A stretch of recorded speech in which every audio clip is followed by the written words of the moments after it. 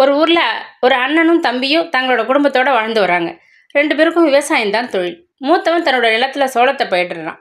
சோளம் நல்லா விளையுது. ஒரு நாள் ராத்திரி அண்ணன் தன் கொல்லையில் காவல் காக்குறான். அப்போ ஆகாசத்துலேருந்து ஒரு குதிரை பறந்து வருது.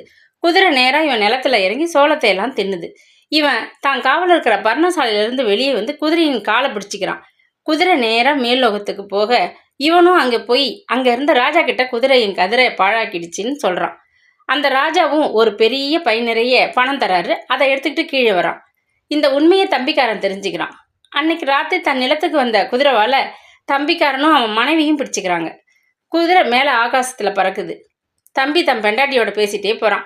மேல்லோகத்தில் இருக்கிற பணத்தில் எவ்வளோ எடுத்துக்கிறது அப்படின்னு தம்பி கேட்குறான். பேராசைக்காரியான அவ இவ்வளோ எடுத்துக்கலான்னு தன் 2 கையும் விரிச்சாலே பார்க்கணும். அப்புறம் என்ன, கீழே விழப்போன பொண்டாட்டியை பிடிக்க போய் 2 பேரும் விழுந்து செத்துடுறாங்க. பேராசத்துக்கு இதுதான் முடிவு.